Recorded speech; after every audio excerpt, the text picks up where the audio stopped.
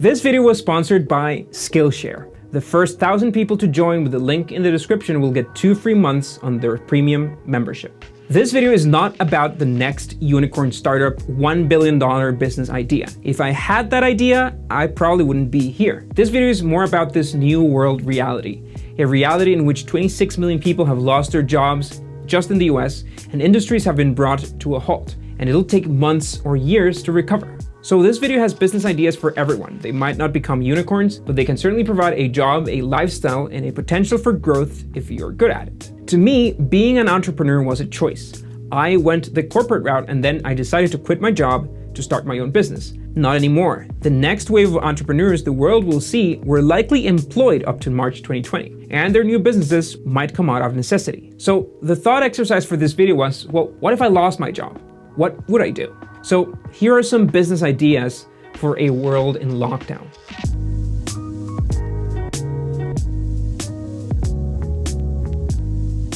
All right, so billion-dollar business ideas don't come to you when you're under pressure. They happen rarely and they take months and years to test and develop. You might not have months or years before you need a paycheck. So if I didn't have a job and I couldn't find one, the first thing I would do would be generating some income for stability, which would allow me to think straight and use my spare time to nurture that other idea. Finding a job is easier than starting a business, that's for sure. And if I were to find a job in today's environment, I'd start by navigating my network, people I know, instead of applying to openings where I don't have any really relevant advantages. But that's not what this video is about. What to focus on. Your focus, of course, should revolve around your own skills and your own experience.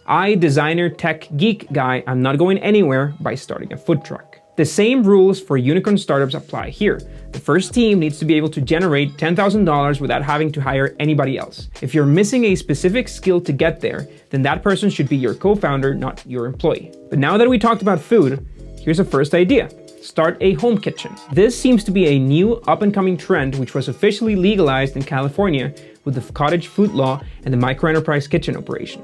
I think there's an opportunity here. People are working from home, might not have time to cook, and they want to avoid junk food while spending less money. There's a growing market that will not stop even when the world reopens. I expect similar legislation will be available in other states and other countries rather soon. Maybe it already is. Platforms like Uber Eats have allowed plenty of tiny kitchen operations to spring around the world. Small enterprises that probably couldn't afford to maintain a full-fledged restaurant in a location with foot traffic. But they are now exposed to a whole new audience. Another idea, websites. While starting a blog is an option, it's going to be really tough to compete and it's going to take months to generate any meaningful income if you're relying only on ads. But I think there's an opportunity on retail, which has been forcefully digitalized, and many stores were not really prepared to be completely online. While you might think that Amazon rules the world of online shopping, and they kind of do, there are still billions of dollars in retail transactions occurring from small stores, many of them operated via Shopify.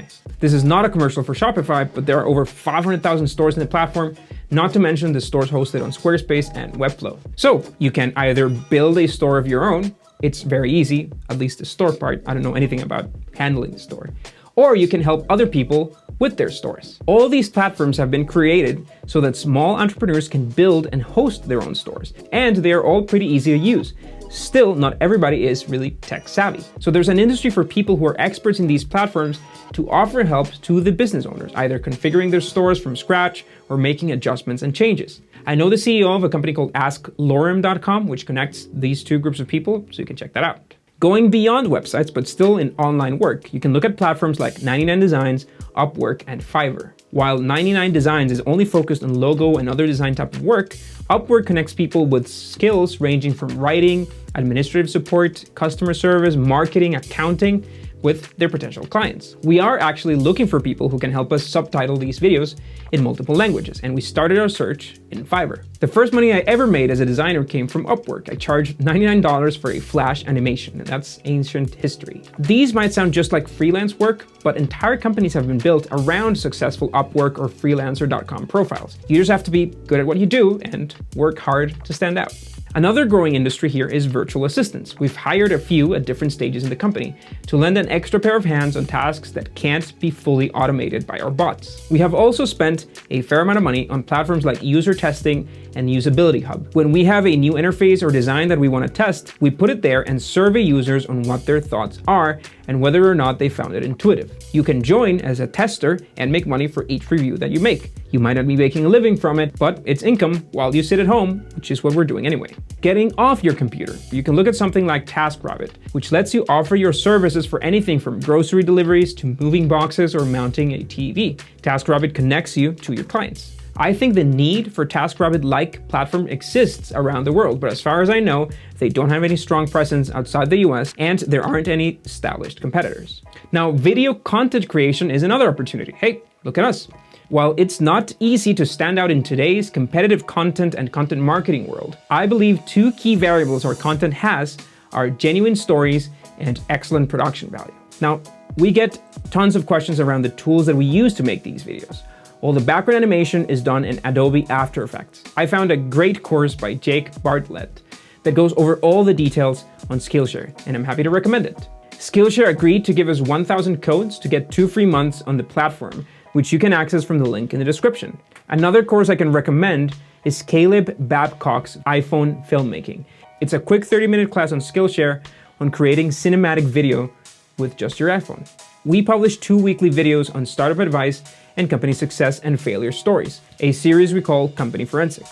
So stay tuned for more content, hit that subscribe button, and we'll see you next week.